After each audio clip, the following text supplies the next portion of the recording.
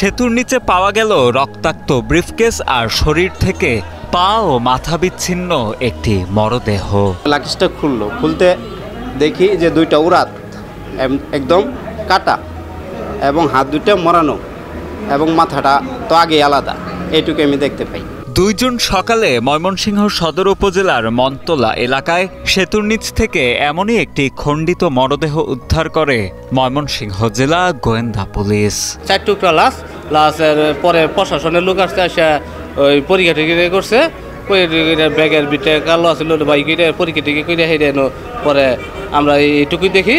প্রত্যক্ষদর্শীদের দেয়া খবরে তৎক্ষণাৎ ঘটনাস্থলে ছুটে যান গোয়েন্দা পুলিশ, পিবিআই ও সিআইডির সদস্যরা। পলিথিন খুলে তারা দেখতে পান খণ্ডিত রক্তাক্ত মাথা। পাশেই নদীর কচুরিপানার মধ্যে আটকে থাকতে দেখেন একটি রক্তাক্ত ব্রিফকেস।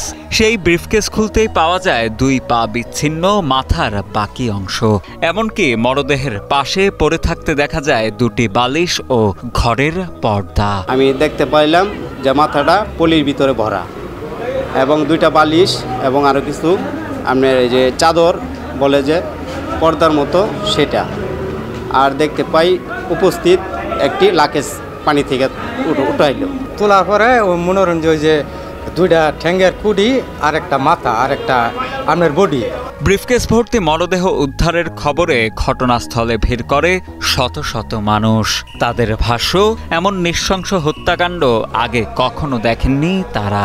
এছাড়া সুষ্ঠু তদন্ত শেষে হত্যাকাণ্ডের বিচারও দাবি করেন তারা। আমরা শুনতে পারলাম যে মন্তলা ব্রিজের নিচে ব্রিফকেস বন্দি একটা লাশ। আমরা আইসা দেখলাম একটা মানুষকে 4 খণ্ড করে মাথা আলাদা করে ফেলছে। এই সমাজের দুষ্কৃতী যারাই হোক না কেন, যারা এরকম নগণ্য কর্মকাণ্ড ঘটাইছে তাদের দৃষ্টান্তমূলক শাস্তি চাই। পরবর্তীতে জানা যায় হত্যাকাণ্ডের শিকার এই যুবক ময়মনসিংহ ঈশ্বরগঞ্জ উপজেলার তারাটি ইউনিয়নের ইউসুফ আলীর ছেলে সৌরভ।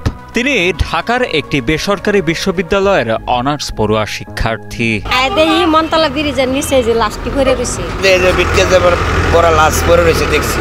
এদিকে প্রাথমিকভাবে পুলিশের ধারণা এটি একটি পরিকল্পিত হত্যাকাণ্ড।